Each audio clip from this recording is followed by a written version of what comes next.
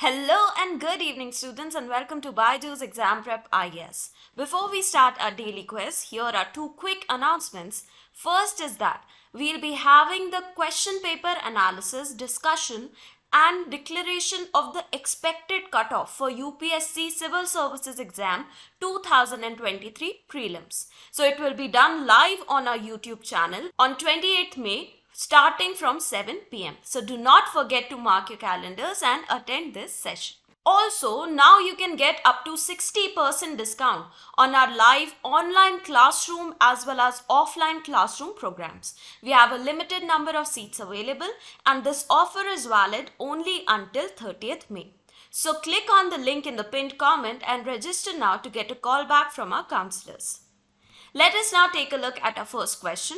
The project Shivalik in news recently is related to development of indigenous cryogenic engines in India, deployment of microseismographs in the earthquake-prone Shivalik Hills, task force of Border Roads Organization for construction of roads in Uttarakhand, conservation of the fragile ecosystem of the Shivalik ranges.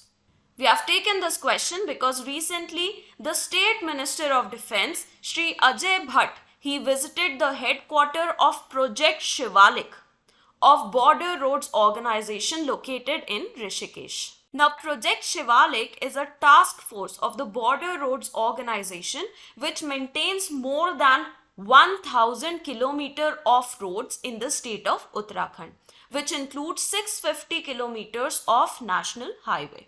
So over here, the correct answer is C. The next question is, how many of the following statements are true about the aircraft carriers of India? INS Vikrant was the first aircraft carrier of India. The first indigenously built aircraft carrier is also called INS Vikrant. Admiral Gorshkov of Russia was refurbished into INS Vikramaditya. INS Virat was originally a part of the British Royal Navy before it was acquired by India.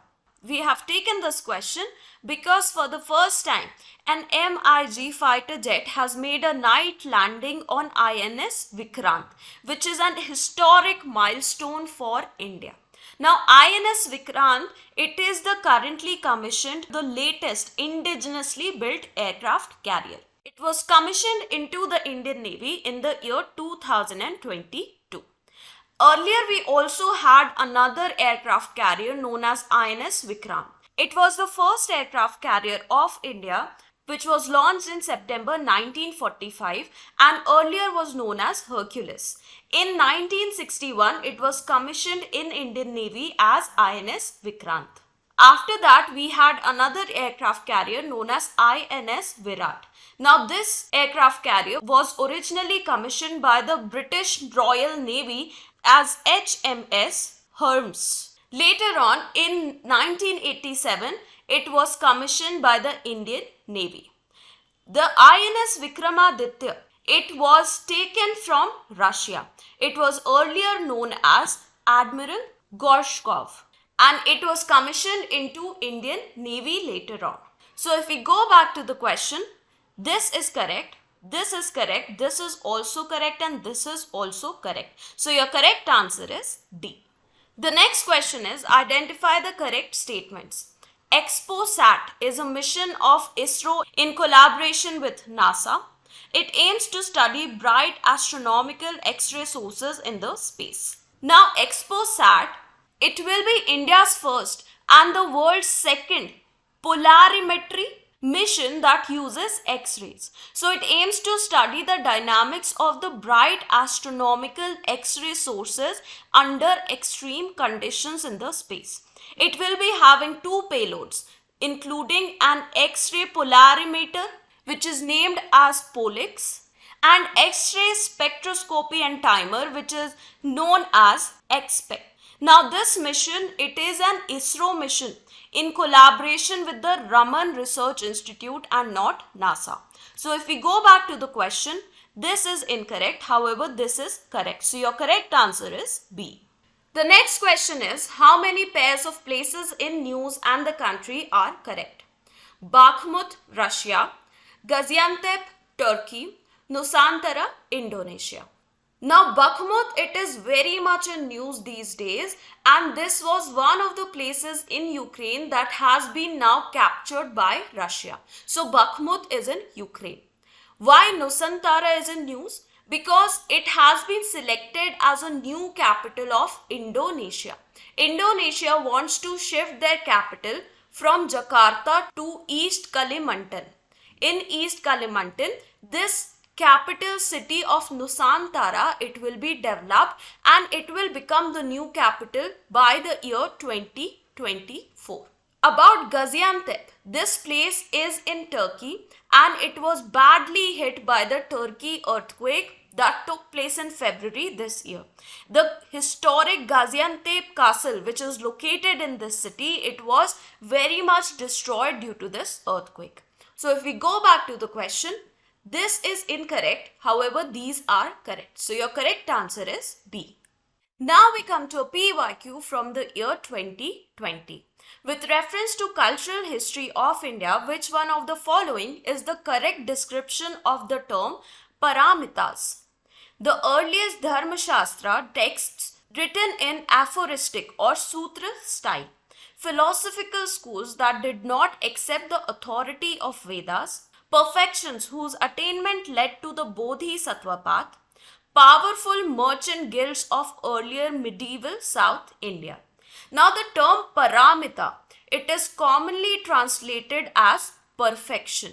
So as per Buddhism, there is a path which consists of perfecting certain qualities which leads the pilgrim to become a Samma Sambuddha, that is the enlightened universal Buddha, also known as Bodhisattva.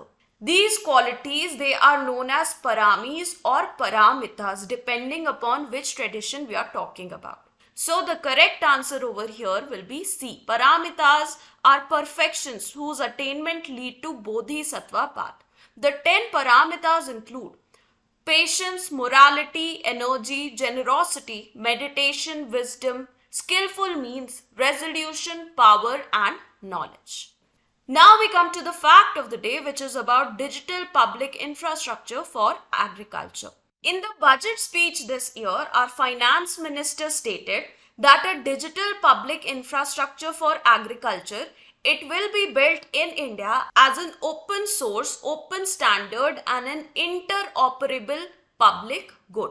Now this DPI, it will develop farmer-centric solutions for crop planning, crop estimation, market intelligence and support for growth of agri-tech industry and agricultural startups in the country. Now what exactly is digital public infrastructure? Now DPIs, they are society-wide digital capabilities that are essential for participation in society and markets as a citizen, entrepreneur and consumer in a digital era. For example, India's digital public infrastructure includes the Aadhaar, the UPI or the Digital Payment System of India and the DigiLocker, which is an online storage platform. The difference between digital infrastructure and digital public infrastructure is that the DPI, it is freely available to everyone who wants to use it. There is no exclusion because it is a public good. So without any digital public infrastructure in the field of agriculture, digital agriculture was catering only to a few pockets of farmers, that is large farmers and agri-tech players. This was excluding the small scale or the marginal farmers and the small agricultural startups. So that is why digital public infrastructure for agriculture will be developed in India. Under this, recently a workshop was organized on digital crop survey along with the various states of the country. So digital crop survey, it will establish a clear picture of crops being sown all across the farmlands in the country during different agricultural seasons. It aims to create a unified source of truth about the farmers and their crop sown data. It will help farmers in deciding that in the future which crops should they sow and which crops will provide them with the best returns. So that is all about today's daily quiz. I hope you were able to understand all the concepts. So do not forget to tell us in the comments how many questions were you able to answer correctly. So thank you very much and have a very good day ahead.